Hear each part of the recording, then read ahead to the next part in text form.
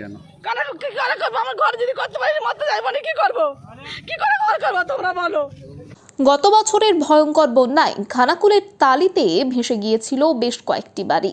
এখনো পর্যন্ত 1 বছর কেটে গিয়েছে, তাও অন্যের বাড়িতেই বাস করছেন তারা। রান্নাবান্না থেকে দৈনন্দিন কাজকর্ম, এই গরমের মধ্যে হাজারো সমস্যার সম্মুখীন হতে হচ্ছে তাদের। বাসিন্দারা জানাচ্ছেন, গত বছর বন্যার পর থেকেই জীবনে নেমে এসেছে কালো ঘন অন্ধকার। নেই মাথার ছাদ, ভরসা অপরের বাড়ি। আরও জানাচ্ছেন তারা, সরকারের থেকে ঘরের জন্য 60,000 টাকা করে দেওয়া হয়েছিল, বাকি টাকা এখনো অবধি দেওয়া হয়নি তাদের। তাই বাধ্য হয়ে নিজেদের পুঁজি ভেঙেই ঘর করছেন এক ব্যক্তি। সরকারের তরফ থেকে 1 লক্ষ টাকার চেক দেওয়ার কথা ছিল দুর্গতদের।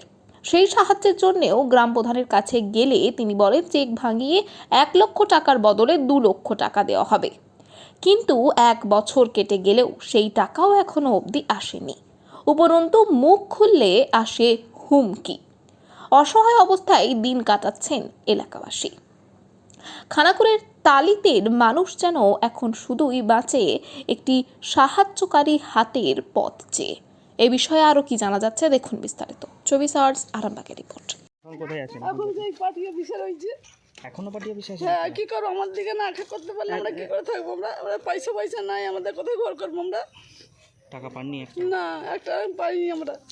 কোনো সরকারের পক্ষ থেকে কোনো টাকা পায়? শুধু যা 1,20,000 টাকাটাই দিয়েছে ওই ইন্দিরা আবাসন। ইন্দিরা আবাসন। হ্যাঁ, আর কিছু দেয়নি। আপনার কতলা বাড়ি ছিল? আমার এইতে 2টো ছেলে, এইটা 3 কোটা বাড়ি ছিল, আর পুরনো বাড়ি 2 কোটা ছিল, আর বাথরুম পায়খানা মোটা 8খানা বাড়ি ছিল আমার। 8টা রুম? হ্যাঁ, 8টা রুম ছিল, একটাও নাই, সব পাকার। তাহলে এখন কিভাবে চলছে আপনার? আর কিভাবে তোর দাদু কৃষণ ঘাটে ছেলেরা বাড়িটা কষ্ট করে রয়েছে, কি করবে? আমার ক্ষতি কারো হয়েছে? এইখানে যে কটা ঘর ভেঙেছে এই রকম ক্ষতি তো কোথাও হয়নি। এখন কি পরিস্থিতি? ক্ষতিপূরণ পেয়েছেন? না না, ক্ষতিপূরণ পাইনি। ওই যে কি বাড়ি নিবেশনের টাকা ওইটাই তো দিয়েছে।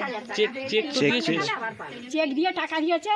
তোমরা চেকের কথা বলোনি, চেকও দেয়নি আর টাকা আমি যাদেরকে বলি তোরা যে চেক দিতে আসছিস, যারা মানুষগুলো আসায় তাদেরকে দিয়ে যা। তো কোথায় চেক দিয়েছি? লোকের কাছে আতাই তুলে দিল, চেক দিয়েছি 2 লাখ টাকার, 1 লাখ টাকার চেক দিয়েছি। হ্যাঁ, চেকটা কোথায় গেল? কিচ্ছু পাননি? না। কি বলেছিল আপনাদেরকে? ওই কিছু বলছে, ওই তো ঘর দিবে করেই হাই এই সপ্তাহে, পরের সপ্তাহে, এই সপ্তাহে। এখন কিভাবে কোথায় আছেন? আমরাই তো পরের ঘরে রয়েছি, কোথায় থাকবো? এই ঝড় বাতাসে আমাদের মেজে খুব শ্বশুরের ঘরে আছি, আর ওই যে মেজের ঘরে রয়েছে, কোথাও ঘর আছে আমাদের। চেক দেয়নি? কি বলেছিল যখন চেকটা দেবে বলেছিল? বললে 1 সপ্তাহ বাদে দেবো। ওই চেকটা ভাঙি 1 সপ্তাহ বাদে। তারপরও কয়েক মাস কেটে গেছে, এখনো চেক পাননি? আবার চেকের কথা বলেছিল বলে বড় ভাসুরকে ধরে নিয়ে চলে গেল মারবে বলে, সে পাইনি। কারা কারা কারা কারা? নিয়েছিল? লোকেরা আচ্ছা, কি বলবো? বলছে তোমরা চেক পেয়ে পাওনি। আরে চেক পাইনি, সে বলছে পাইনি, তাহলে বলবো নি পাইনি বলে। তখন তারপরে চারদিকে লোক তো বলছে হাই চেক পেয়েছে, তোমাদেরকে 1 লাখ টাকার চেক দিয়েছে। চেকটা কোথায় গেল তাহলে? হ্যাঁ, সেটা বলার জন্য কারা নিয়ে গেছিল? ওই তো যারা সম্পর্কে কারা নিয়ে যাবে। তারা কারা? এটা কোন জায়গা? তাদের নাম বললে মার খাবেন? হ্যাঁ, তাহলেই তো কি মার খাবেন, কি করবে? সেই এখনই বাঁধে তো অত কাণ্ড অত হচ্ছে, বেঁধে নিয়ে চলে গেল, মারবে ধরবে করে লাঠি নিয়ে, তাহলে এখন আমার বললে তো আরও মারবে। কারা বেঁধে নিয়ে গেল? লোকেদের নাম জানি। আচ্ছা, আপনার নাম? ওই তো নাম শিশু পাত্রে। এটা চলে গেছে। তারপরে খাবার দাবার ওখানে রান্না করেছিল, পঞ্চায়েত থেকে 2-3 দিন দিয়েছিল। তারপরে আপনাদের মতনই সহযোগিতা সবাই করে দিয়েছে।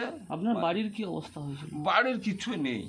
আচ্ছা, এখন কি অবস্থায় আছে? এখনো যে অবস্থা তখনও তাই। এই বাড়িটা এখন এই যাই দোকানদাররা সব ধার বাকি দিচ্ছে। এই কিভাবে করছেন বাড়িটা? নিজে পরিশ্রম করছে, আর একটা মিস্ত্রি। সরকারি কোনো টাকা পেয়েছেন? ওই 60,000 টাকা পেয়েছি, আর পাইনি। আপনাদেরকে তো চেক দিয়েছিল? চেক তো দেয় না আমার দিকে। কি বলেছিল?